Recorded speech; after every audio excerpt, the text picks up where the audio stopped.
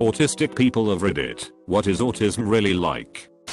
My go-to analogy is to imagine being in a country where nobody speaks English and you don't speak their language. You don't have a Fraser book, but you do have a translation dictionary. So you are speaking the words, but the syntax is way off, not to mention accent and pronunciation. You might think you're making sense and communicating well, but really people will be confused by you. It's hard, not only socially but also in school. I can't understand what the questions are asking me because I always interpret it in another way. Especially the questions like why did the author write this? How does the author feel? Etc. I would always question if I was reading this answer correctly, and my teachers would get frustrated with me due to the excessive amount of questions I asked. Socially, I've managed to cope with my autism. I was quiet in middle school and a little bit of high school. I figured out I'm best at making myself look ridiculous in front of people. I now just laugh at myself, and I seem to fit in. However, most of the time I don't really catch on to my friends' jokes or opinions. Well, I would first like to note that it's different for everyone. I learned to have a pretty normal life with some adaptations. I had to learn to look people in the eyes when I talk to them. Didn't come naturally to me. I still don't like it when I feel uncomfortable. Now I can understand non-verbal communication pretty well, but once in a while there is that one person I just can't read. Is this your form of sarcasm? Are you angry? Pure poker face for me. Emotions can be more extreme, especially the negative ones. Unfortunately, there is a sudden trigger and a switch just flips. I usually take a step back and take a breather to get myself to baseline then. This also ties in with control for me. I have a hard time with unfamiliar situations/places, or if I have no way out. What's normal there? How should I behave? What if I do something wrong? What if I need a moment to myself? Where do I go? I would love to travel, but everything about it can get me into a panic. But once I'm there and have assigned a spot as my place to collect myself, I'm fine. Getting there is the hard part. I also want to be really sure someone likes a present. I'm horrible at giving a gift without them knowing what it is. I only not check if they would like it if there is no doubt in my mind that they would love it. Last thing I can come up with is sensory filters. Filtering useless info is exhausting, and I feel lucky I can even do that, even though it costs me extra energy.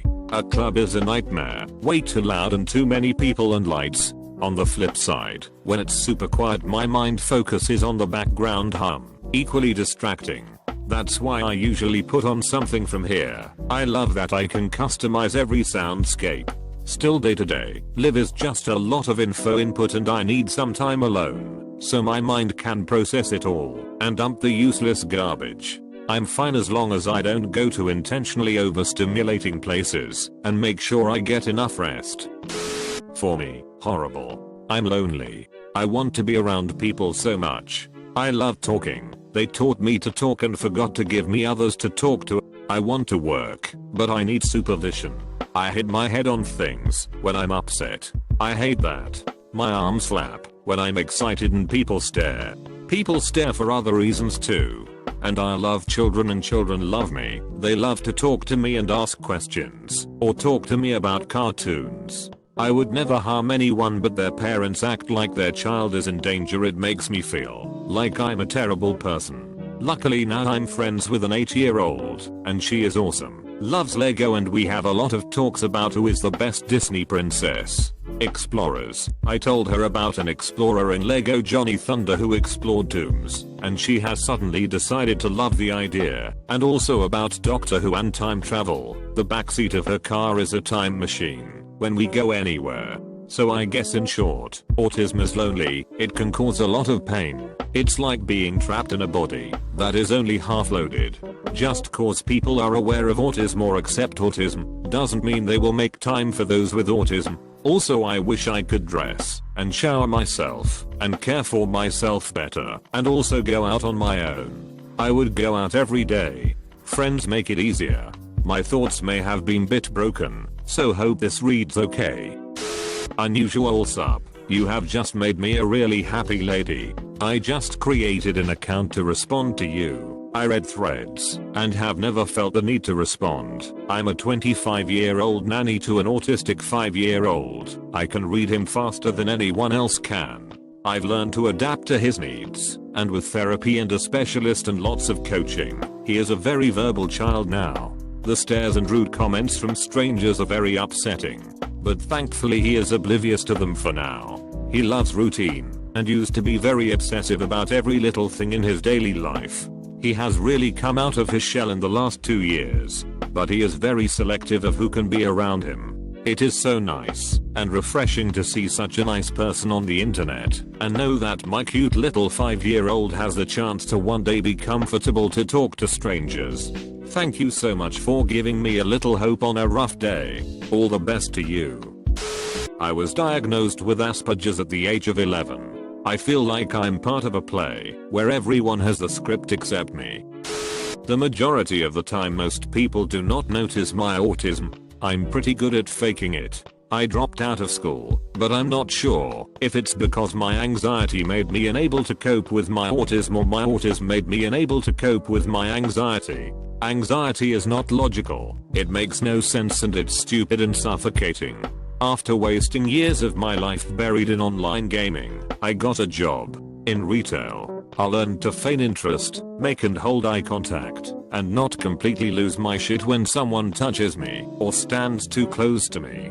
I even got to a state where I was able to talk on the phone. That is where the tables turned for me. As long as my anxiety was under control, I could blend in with the NT crowd. When people push me past my emotional or physical comfort level, I start to revert back, and the autism comes seeping out. I twitch, my leg will bounce, I can't look at people, and if I keep being pushed I usually end up banging my head on things, and trying to get away from the situation by hiding somewhere quiet, cramped and dark. I don't relate to people's pain. I don't feel sympathy for anyone except my son, and even then it's only for some things.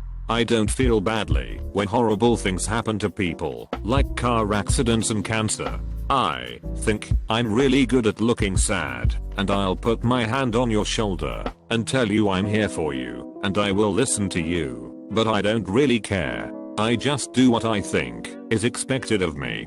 I get very agitated when plans change. I like to know exactly what is happening, where we are going, how we will get there, who will be there, what will be provided to eat and drink, and if any of those things is not as I expected, it's like someone has derailed my entire day, and I find it hard to find an alternative, or interact with a person I didn't expect to be there, because I didn't have my small talk planned out already. Certain sounds make me want to vomit out my insides, and makes it feel like my ears are bleeding. I can't stand touching cotton balls or velour and velvet fabric.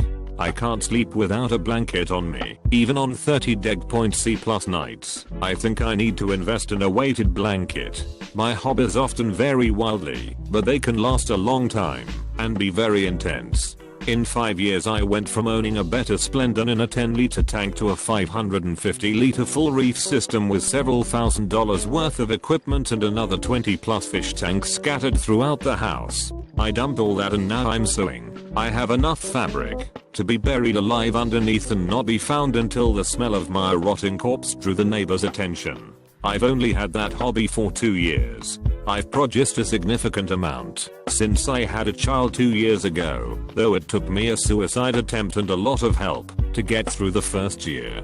It has changed who I'm as a person and how I relate to other people a lot. It helped me to lose the strict, structured routine that I had to have and replaced it with a much more relaxed one, and I finally understand love.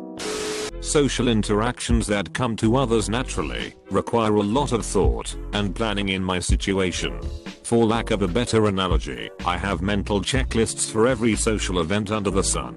Obsessions are amped up from non-autistic people, as are following rituals. Every night when I get home, I have dinner and watch The Simpsons. No ifs, ands or buts. I work as a chef, and my supervisor and I have a certain code of traffic that if I mention it out of the blue, it means I need to cool off for a few. I'm getting overloaded here. Apostrophe. I've got more to post, but I'm also working breakfast, so I'll leave it for now. While I live a pretty normal life, I have a lot of issues with sensory sensitivity. like loud noises, bright lights, certain food tastes, smells and standing in crowds of people. These things make me feel a bit stressed out, resulting in various issues like headaches and digestive problems. While we are on the subject, certain non-autistic people have the misconception that those of us on the spectrum would lack empathy.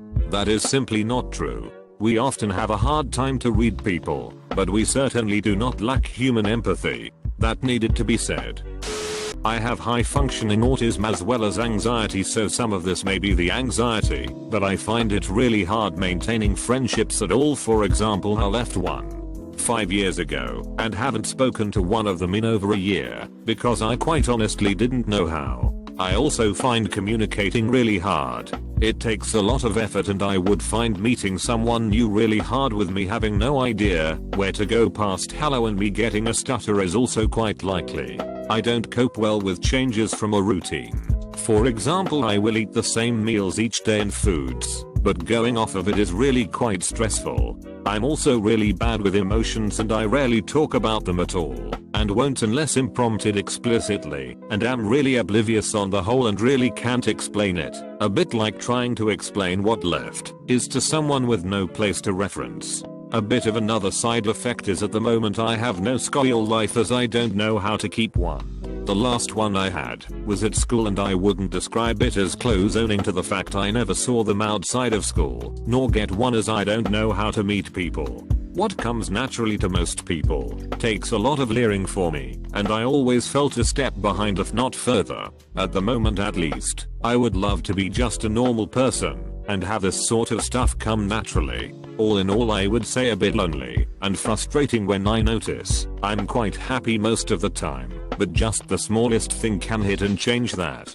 I'm doing what I can to get better, but it takes a lot of effort for what is for most people as simple as writing.